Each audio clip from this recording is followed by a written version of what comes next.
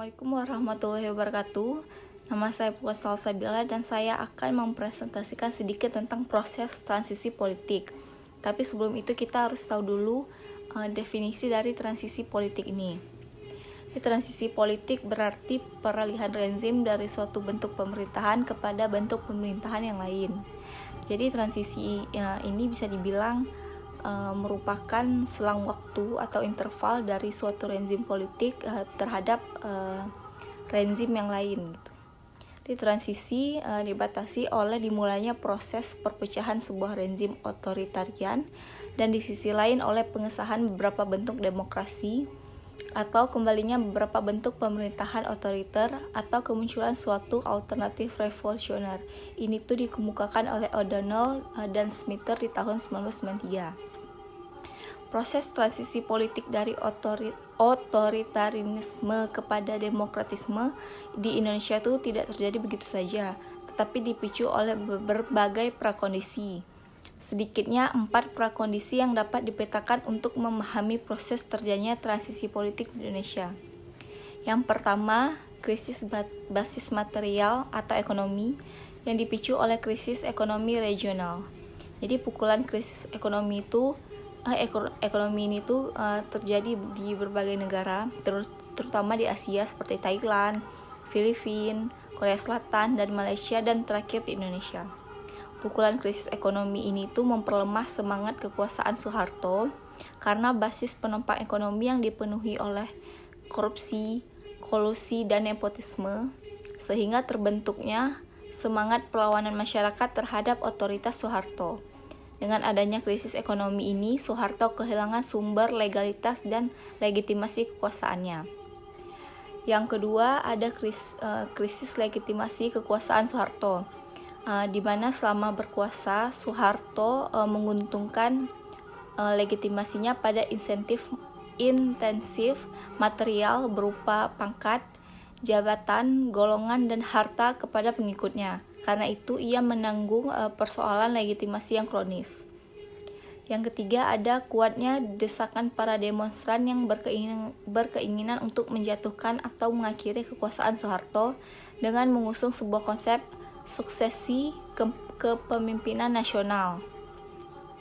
Mereka menentang Soeharto karena disebabkan tidak merasa puas terhadap meluasnya ketidakadilan dan kesewenangan dan pelanggaran HAM yang dilakukan oleh Soeharto dengan mesin-mesin kekuasaannya. Kemudian yang keempat, Soeharto mengalami keruntuhan.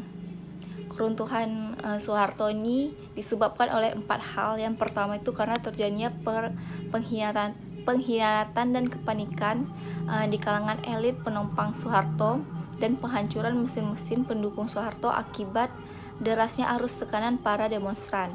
Yang kedua, ada militer, birokrasi, Golkar, dan para teknokrat Soeharto itu mengalami kejatuhan pamor akibat dicaci maki sebagai instrumental penjilat Soeharto yang bekerja tidak becus. Yang ketiga, Soeharto tidak mampu mengendalikan mesin politiknya yang mengalami konflik internal akibat pilihan keberpihakan terhadap kelangsungan Soeharto. Dan yang terakhir, tokoh-tokoh oportunis yang semulanya berpihak ke Soeharto itu kemudian beralih mencaci maki Soeharto. Karena semua tekanan ini, maka pada tanggal 21 Mei 1999 melalui siaran TV nasional, Presiden Soeharto menyatakan berhenti sebagai presiden dan menyerahkan kepada Habibie untuk dilantik sebagai presiden. Di hadapan Mahkamah Agung, penyerahan kekuasaan tersebut menandai detik-detik transisi kekuasaan di Indonesia. Setelah 32 tahun rezim Orde Baru berkuasa, meskipun banyak pihak yang masih meragukan legalitas dan legitimasi proses peralihan kekuasaan dari Soeharto kepada B.J. Habibie. Namun secara prosedural berdasarkan konstitusi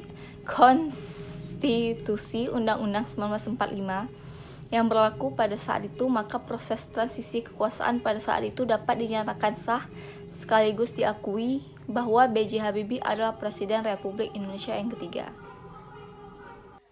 Baik, selanjutnya itu ada perkembangan HAM pada masa Orde Lama dan hak asasi terlanggar. Jadi, pasca kemerdekaan kita memasuki masa Orde Lama di bawah kepemimpinan Presiden Soekarno, perkembangan terhadap penghormatan hak asasi manusia belum menemukan langkah yang konkret. Negara pada waktu itu masih sibuk melakukan penataan perangkat bernegara, mengatasi masalah tekanan baik dari luar maupun dari dalam Indonesia sendiri. Pada masa Orde Lama, dalam periode ini telah terjadi kasus-kasus pelanggaran yang bersifat hak asasi manusia dan adanya kebijakan-kebijakan yang dinilai banyak terjadi kepentingan-kepentingan Soekarno. Pada masa Orde Baru, banyak kasus pelanggaran HAM yang mengancam hak hidup manusia dan militer bersifat otoriter. Kasus pelanggaran HAM yang terjadi pada masa Orde Baru adalah: yang pertama, pembunuhan 7 perwira tinggi militer Indonesia yang dikenal dengan sebutan peristiwa G30S atau PKI.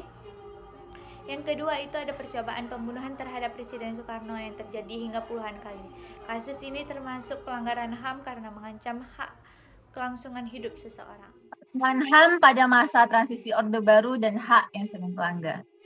Seperti kita ketahui sendiri, Orde Baru dimulai dari tahun 1966 sampai tahun 1988. Orde Baru ditandai dengan munculnya Super Semar yang dikeluarkan oleh Presiden Soekarno. Pada masa Orde Baru, identik sekali dengan hilangnya kebebasan berpendapat. Seperti kita tahu, seperti yang ada di dalam screen, bahwa pada masa Orde Baru kebebasan berpendapat baik secara individual, kritikus, ataupun pers itu sangat dibatasi bila bertentangan dengan paham yang pemerintah anut atau sedikit sensitif untuk bahasa pemerintahan tersebut, maka dianggap seperti makar atau penghinaan atau proses penghinaan terhadap presiden. Pada masa Orde Baru, selain kebebasan hak berpendapat yang tidak sebebas yang diharapkan, juga ada tentang hak hidup seseorang, hak untuk berkumpul, hak untuk mendapatkan hidup layak, dan hak-hak lain itu terenggut. Seperti ada rasisme untuk kaum Chinese di Indonesia, lalu juga ada kasus Trisakti. Sebagai mahasiswa kita juga pasti mengetahui tentang kasus Trisakti, yang mana itu merupakan awal mula dari demokrasi dan salah satu juga proses pengulingan dari masa Soeharto. Kasus Trisakti ini memakan korban jiwa yang sangat menyedihkan dan menjadi catatan hitam baik di Indonesia maupun di internasional. Banyak juga kasus-kasus lain yang terjadi pada masa Orde Baru yang membuat Indonesia sangat-sangat berkabung dan juga sebagai catatan hitam kita di pengadilan dan di mata dunia lainnya. Tetapi walaupun banyak kasus-kasus tersebut, pada masa Orde Baru mulailah pemikiran-pemikiran untuk adanya peraturan HAM yang melindungi hak asasi seluruh warga masyarakat Indonesia untuk mendapatkan kehidupan yang layak dan Baiklah, saya akan menjelaskan tentang perkembangan HAM yang ada di masa transisi demokrasi. Jadi itu fenomena yang lazim terjadi di era transisi dari rezim otoriter menuju rezim demokrasi, yakni adanya tuntutan rakyat sebagai wujud dari pelaksanaan keadilan transisional atau transitional justice. Selanjutnya, pada rezim Orde Baru, pelanggaran HAM maupun kejahatan lainnya terhadap kemanusiaan telah menjadi kultur atas upaya penggalengan kekuasaan. Penguasa Orde Baru menggunakan kekerasan dalam membungkam perlawanan untuk 60-an. Rangkaian kekerasan kemudian melanda sektor-sektor seperti gerakan nasionalis pendukung Soekarno, komunitas muslim yang menolak asas tunggal Pancasila, dan juga gerakan mahasiswa, aktivis buruh, petani, dan sampai pada perjuangan perintegrasian di Timur Leste. Meskipun rezim Orde Baru atau pada zaman Soeharto telah runtuh dan berganti ke rezim yang konon katanya lebih demokratis, namun pada sisi lain, keluarga korban pelanggaran HAM menuntut kepada pemerintah agar menyelesaikan kasus pelanggaran HAM masa lalu dan memberikan keadilan bagi mereka yang telah menjadi korban.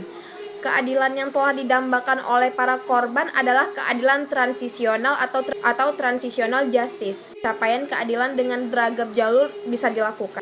Dan yang terakhir, hasilnya sejumlah kemenangan bisa diraih meskipun berkorban waktu yang cukup lama. Hal ini menegaskan bahwa tidak ada jalan tunggal dalam penyelesaian pelanggaran HAM di masa lalu.